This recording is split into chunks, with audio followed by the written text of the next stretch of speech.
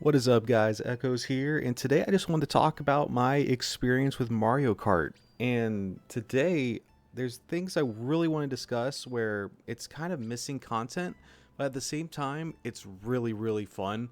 And of course, the big price issue where if you're buying it physically or even online on the digital store, it's going to cost you a whopping $80. Now, the main thing about Mario Kart World is its scope. It has all of these different tracks, all leading to the different actual tracks, and creates this kind of form of a ton of tracks that you can race on. And it kind of has that experience of being different every time.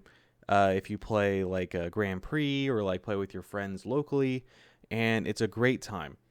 Um, and one of those things with Mario Kart World is you can definitely tell that the game was centered around this idea. And its main new game mode, Knockout Tour, which is essentially it's like the battle royale mode of Mario Kart where you're racing to get to a certain checkpoint and you have to be in a certain position in the race to keep moving forward until you're at the top 4. And you can tell that the game was based around this and built around it with this idea. I assume this was probably due to Fortnite and its giant popularity.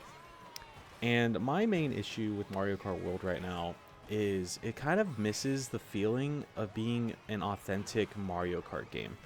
Where right now you can race and you have the items and it feels chaotic as ever, right? But you don't spend time on the tracks enough. Where even in Grand Prix mode is you have your first race that's actual laps or you're doing 3 to 5 laps on the track. But then after that, you're kind of just going from one place to another, and that is the whole race.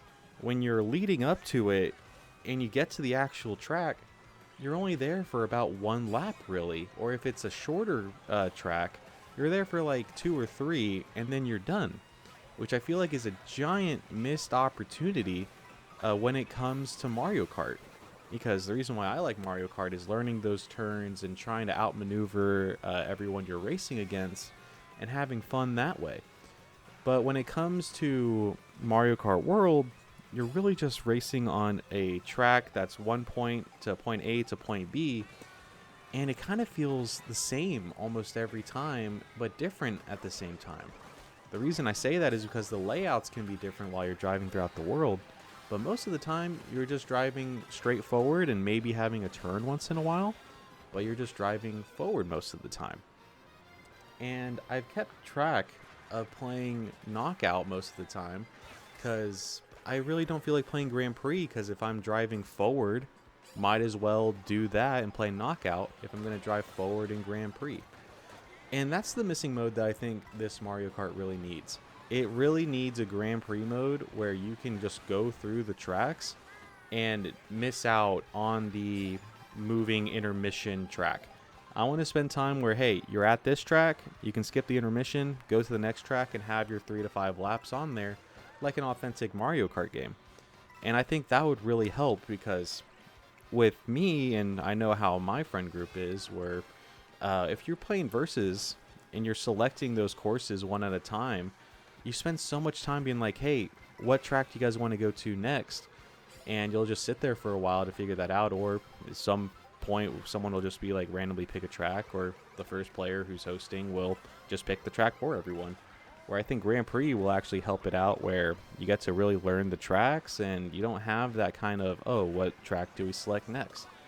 And most of the tracks are really good. Like my favorite one is Boo Cinema, where you're just going through an old-time haunted movie theater and you're going through the reel of the movie and driving on it, and that's super cool.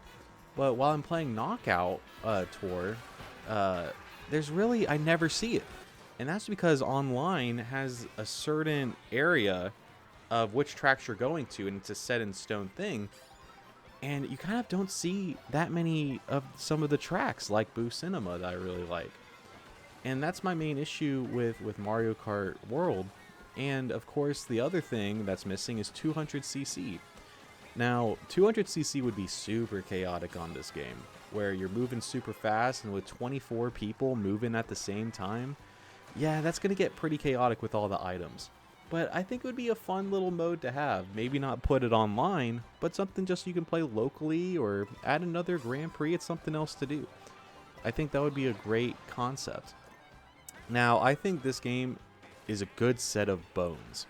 It has a good foundation, and I feel like what Nintendo's going to do is they have this content lined up. Kind of like what they did with Mario Kart 8 Deluxe, where they have certain maps ready to go, maybe like islands that you can go to add and build to the map, is probably what they're going to do next. But I feel like they're missing an opportunity with the tracks themselves if they keep going on this route. The other thing, too, is you have Grand Prix, which is always fun, but you have those intermission tracks that are the main ones. And then you have Knockout Tour, which is super fun, where I think that's what everyone's playing now because that's the best mode since you're racing on intermission tracks anyways. The battle mode, no one really touches, and it kind of feels it was lackluster this time, where there wasn't too many things going on for it, and you kind of play, and it just feels like the same old, same old. And of course, time trials is time trials. But the main focus while they were building this whole world too is the free roam. Now I know some people really like the free roam, but I think it's kind of a waste of time and a missed opportunity.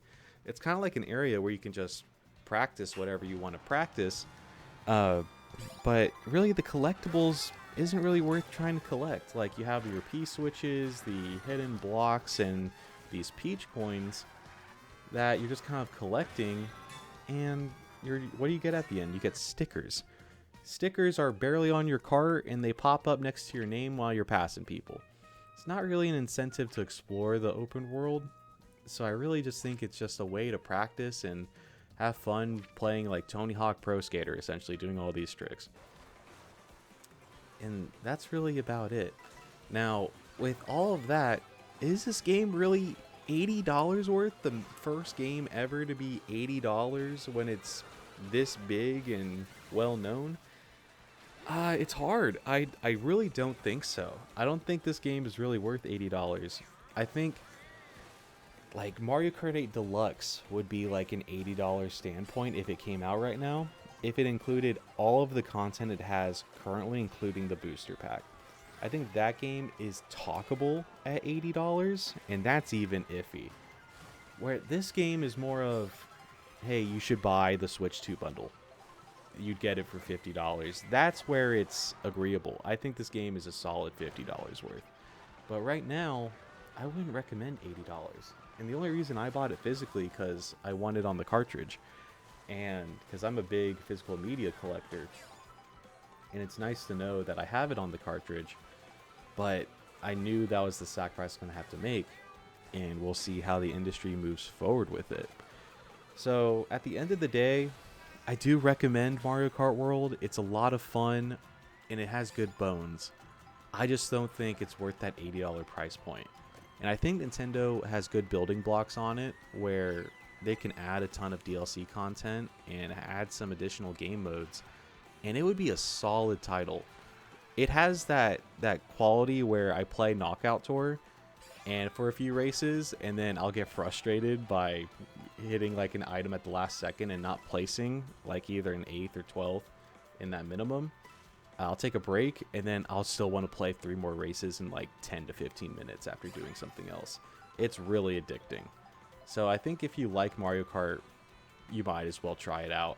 But it is a cautionary thing where you're really only going to be playing Knockout really once you finish all the Grand Prix. And I really do recommend checking out the rest of the tracks just in the versus mode, because the tracks are really cool.